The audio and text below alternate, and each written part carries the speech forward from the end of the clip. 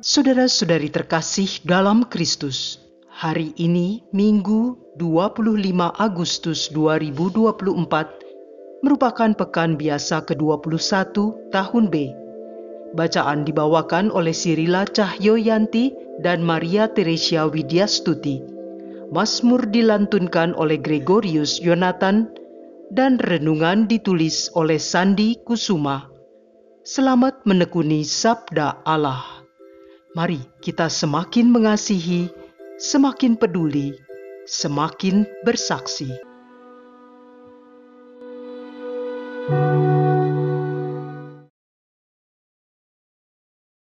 Dalam nama Bapa dan Putra dan Roh Kudus. Amin. Ya Allah Bapa kami, tak henti-hentinya Engkau mengingatkan kami akan pentingnya memelihara relasi kami dengan Tuhan kami Yesus Kristus, karena melalui Dialah kami boleh datang kepadamu. Relasi yang intim memang harus nampak nyata di antara suami istri, orang tua dan anak-anaknya, serta relasi dengan sesama. Oleh karena itu, hendaknya Engkau berkenan melimpahi kasih-Mu agar dapat kami gunakan sebagai pokok relasi kami. Kuatkanlah iman kami untuk mengatasi berbagai kendala relasi yang selalu saja terjadi di antara kami. Kami percaya akan kuasa kasih-Mu ya Bapa. Maka sekarang bersabdalah ya Tuhan, kami siap mendengarkan. Amin. Bacaan dari kitab Yosua bab 24 ayat 1 sampai 2a, dilanjutkan ayat 15 sampai 17 dan 18b. Menjelang wafatnya, Yosua mengumpulkan semua suku Israel di Sikam. Dipanggilnya para tua-tua, para kepala, hakim dan para pengatur pasukan Israel. Mereka berdiri di hadapan Allah. Maka berkatalah Yosua kepada seluruh bangsa itu, "Jika kamu menganggap tidak baik untuk beribadah kepada Tuhan, pilihlah pada hari ini kepada siapa kamu akan beribadah. Kepada dewa-dewa yang kepadanya nenek moyangmu beribadah di seberang sungai Efrat, atau kepada dewa orang Amori yang negerinya kamu diami ini? Tetapi aku dan seisi rumahku, kami akan beribadah kepada Tuhan." Maka bangsa itu menjawab, "Jauhlah dari kami meninggalkan Tuhan untuk beribadah kepada Allah lain. Sebab Tuhan Allah kita, Dialah yang telah menuntun kita dan nenek moyang kita dari tanah Mesir, dari rumah perbudakan. Dialah yang telah melakukan tanda-tanda mujizat yang besar ini di depan mata kita sendiri, dan yang telah melindungi kita sepanjang jalan yang kita tempuh dan di antara semua bangsa yang kita lalui. Kami pun akan beribadah kepada Tuhan, sebab Dialah Allah kita." Demikianlah sabda Tuhan.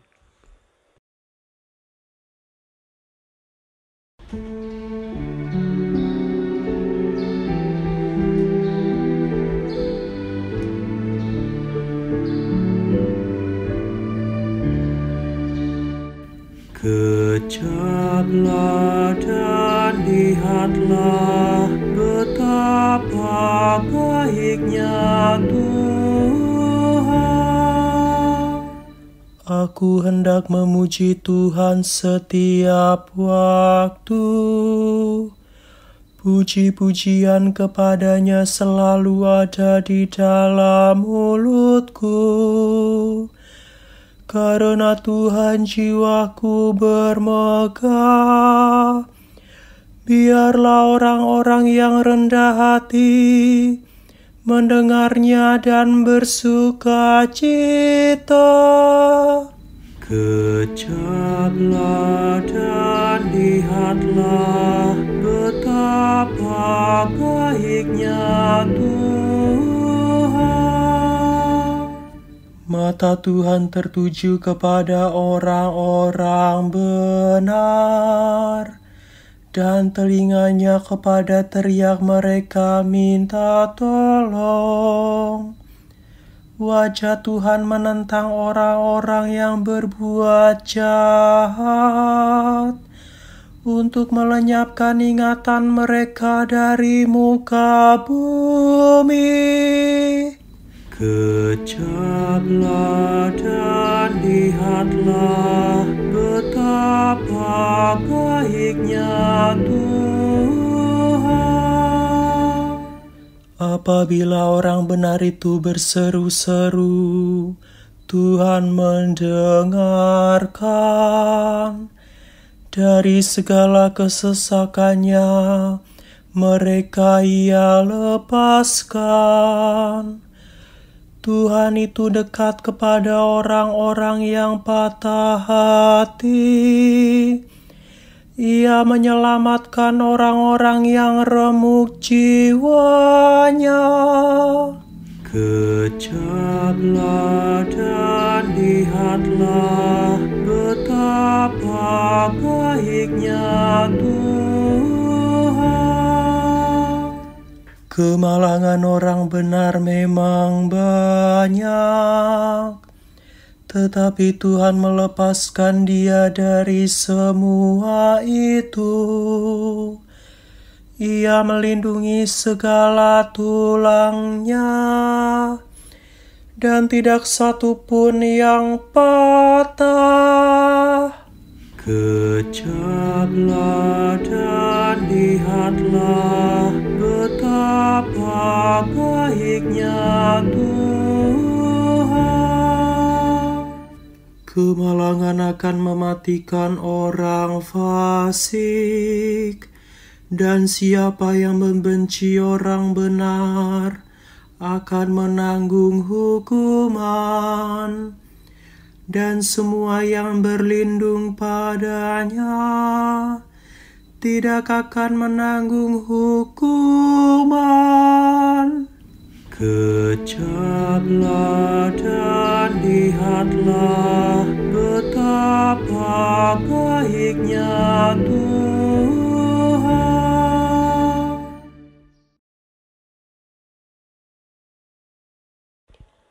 Bacaan dari surat Rasul Paulus kepada jemaat di Efesus, bab 5 ayat 21 sampai ayat 32.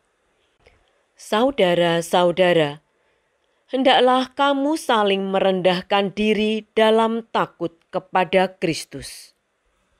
Hai istri, tunduklah kepada suamimu seolah-olah kepada Tuhan. Sebab suami adalah kepala istri, sebagaimana Kristus adalah kepala jemaat. Dialah yang menyelamatkan tubuh. Karena itu, sebagaimana jemaat tunduk kepada Kristus, demikian pula lah istri hendaklah tunduk kepada suami dalam segala sesuatu. Hai suami, kasihilah istrimu sebagaimana Kristus telah mengasihi jemaat dan telah menyerahkan diri bagi jemaat untuk menguduskannya setelah menyucikannya dengan air dan firman. Maksudnya ialah supaya dengan demikian Kristus menempatkan jemaat di hadapannya dalam keadaan cemerlang, tanpa cacat atau kerut atau yang serupa itu, tetapi kudus dan tidak bercela. Demikian pula suami harus mengasihi istrinya seperti tubuhnya sendiri. Maka yang mengasihi istrinya mengasihi dirinya sendiri. Sebab tidak pernah orang membenci tubuhnya sendiri, Sebaliknya, ia merawat dan mengasuhnya seperti Kristus terhadap jemaat, karena kita adalah anggota tubuhnya. Karena itu, laki-laki akan meninggalkan ayah dan ibunya dan bersatu dengan istrinya, sehingga keduanya menjadi satu daging. Rahasia ini sungguh besar. Yang kumaksudkan ialah hubungan Kristus dengan jemaat. Demikianlah sabda Tuhan.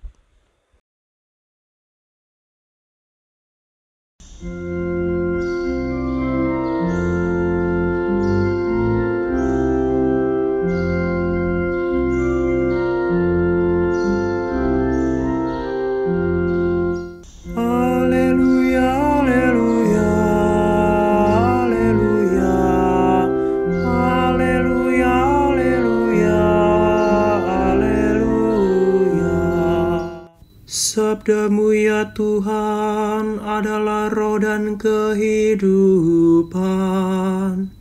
Sabdamu adalah sabda hidup yang kekal. Haleluya, haleluya, haleluya, haleluya, haleluya, haleluya.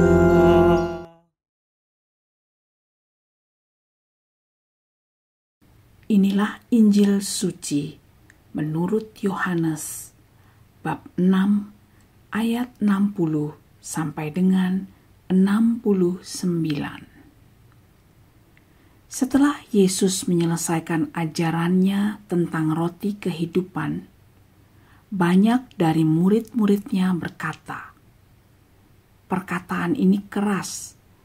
Siapakah yang sanggup mendengarkannya?"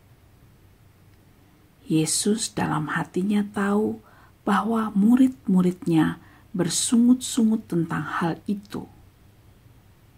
Ia pun berkata kepada mereka, "Adakah perkataan itu mengguncangkan imanmu? Lalu bagaimana jika kamu melihat Putra Manusia naik ke tempat di mana ia sebelumnya berada? Rohlah yang memberi hidup. Daging sama sekali tidak berguna. Perkataan-perkataan yang aku katakan kepadamu adalah roh dan hidup. Tetapi di antaramu ada yang tidak percaya." Sebab Yesus tahu dari semula siapa yang tidak percaya dan siapa yang akan menyerahkan dia. Lalu ia berkata, "Sebab itulah telah aku katakan kepadamu, tidak ada seorang pun dapat datang kepadaku kalau Bapa tidak mengaruniakannya kepadanya." Mulai saat itu, banyak muridnya mengundurkan diri dan tidak lagi mengikuti dia. Lalu kata Yesus kepada ke-12 muridnya, "Apakah kamu tidak mau pergi juga?"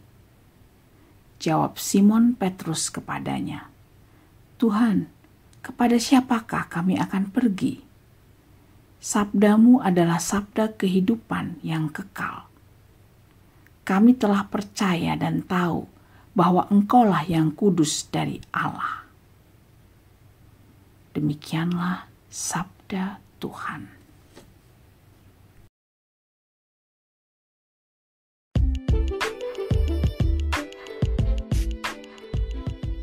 Meninggalkan Yesus adalah kecelakaan rohani. Renungan dibawakan oleh Sandi Kusuma.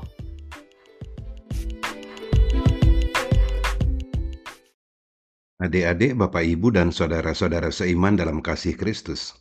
Peristiwa Injil yang baru saja kita dengarkan terjadi di Kapernaum, Galilea. Yesus menyampaikan tentang roti hidup. "Akulah roti hidup yang telah turun dari surga. Barang siapa makan dagingku dan minum darahku, ia mempunyai hidup yang kekal. Dan aku akan membangkitkan dia pada akhir zaman. sebab dagingku adalah benar-benar makanan dan darahku benar-benar minuman." Para murid dan orang-orang yang mengikuti Yesus pun saling silang pendapat. Ada yang setuju dan ada pula yang tidak setuju dengan perkataan Yesus itu. Sebagian dari mereka yang tidak setuju menjadi kecewa. Mereka bersungut-sungut, menggerutu. Bagaimana ia ini dapat memberikan dagingnya kepada kita untuk dimakan? Yang lainnya turut menimpali. Bukankah ia ini Yesus, anak Yusuf, yang ibu bapaknya kita kenal? Bagaimana ia dapat berkata, "Akulah roti yang telah turun dari surga"? Nampaknya persoalan roti hidup ini adalah puncak dari kekecewaan para murid Yesus itu. Ada beberapa perkataan Yesus yang memang sulit untuk diterima. Mereka yang berpegang kepada hukum Taurat Musa merasa terluka hatinya ketika Yesus berkata, "Jangan kamu menyangka bahwa aku akan mendakwa kamu di hadapan Bapa. Yang mendakwa kamu adalah Musa, yaitu Musa yang kepadanya kamu menaruh pengharapanmu." Lalu di kesempatan lain, Yesus juga menyampaikan, "Aku berkata kepadamu, sesungguhnya bukan Musa yang memberikan roti kamu dari surga, melainkan Bapa-Ku yang memberikan kamu roti yang benar dari surga." Perkataan ini dirasakan sebagai pelecehan terhadap Nabi Musa yang telah mereka percayai secara turun-temurun. Perkataan-perkataan Yesus memang keras. Misalnya, seperti yang ditulis dalam Injil Yohanes pasal 5 ayat 41. "Aku tidak memerlukan hormat dari manusia," kata Yesus. Itu karena Yesus tahu bahwa orang lebih suka akan kehormatan manusia daripada kehormatan Allah. Lalu banyak di antara para murid Yesus memutuskan pergi meninggalkan Yesus, tidak lagi mau mengikuti Yesus. Yang pergi meninggalkan Yesus hanya sebagian saja, tidak semuanya. Banyak yang masih tetap tinggal, tetap mengikuti Yesus, termasuk ke-12 Rasul Yesus. Mereka tidak beranjak pergi. Mereka sudah menjadi percaya kepada Yesus, lalu kepada siapa lagi mereka mesti pergi? Adik-adik, Bapak, Ibu, dan saudara-saudara seiman dalam kasih Kristus, nampaknya sampai sekarang pun masih saja terjadi orang pergi meninggalkan Yesus. Saya pernah, bukan hanya sekali tetapi berulang kali. Ada banyak pertimbangan yang dapat saya jadikan alasan untuk tidak lagi mengikuti Yesus. Padahal sama seperti Petrus dan rasul lainnya, saya tidak tahu mau pergi kemana lagi. Ada kalanya saya merasa Tuhan hanya diam saja, tidak pernah menjawab doa-doa saya. Kehadirannya tidak dapat saya rasakan secara nyata. Ada juga saatnya saya diliputi perasaan iri hati terhadap orang lain, atau bahkan terhadap keluarga saya sendiri, karena tidak menerima kesejahteraan seperti mereka. Saya juga merasa kalau ketaatan dalam melaksanakan ajaran Yesus seolah-olah tanpa pengawasan, dilanggar pun tidak apa-apa. Maka tak heran kalau saya melihat orang lebih takut kepada polisi ketimbang kepada Tuhan. Mengapa kepada hukum dunia orang bisa taat tetapi tidak terhadap hukum surga? Dan kalau terjadi bencana, orang baik dan orang jahat sama-sama menjadi korban. Lalu apa bedanya menjadi orang baik atau orang jahat? Rupanya itu pula yang terjadi di antara para murid dan pengikut Yesus. Masa iya Yesus menyuruh kita menjadi kanibal, memakan daging dan darah Yesus? Sikap dan pendirian Simon Petrus serta para murid yang tetap tinggal, yang tidak ikut-ikutan pergi meninggalkan Yesus, patut kita teladani. Jawaban Petrus ketika ditanya oleh Yesus, "Apakah kamu tidak mau pergi juga?"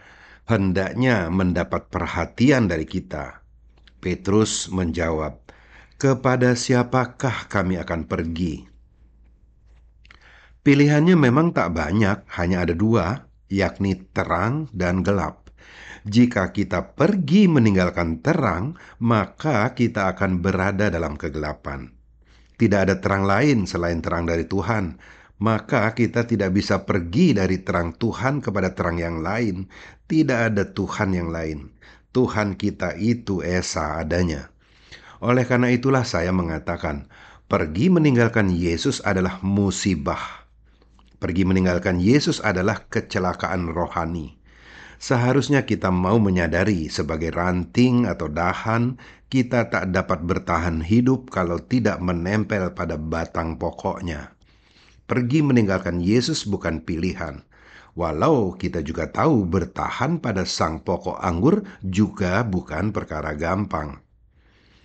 Yesus sendiri mengatakannya. Mengikuti Yesus itu mesti melalui jalan sempit dan berdesak-desakan. Tetapi kalau kita menyadari bahwa jalan yang ditunjukkan oleh Yesus itu sesungguhnya adalah shortcut yang membawa kita di tujuan lebih cepat dan lebih singkat. Ketika saya bepergian di Jakarta, saya selalu memilih jalan shortcut.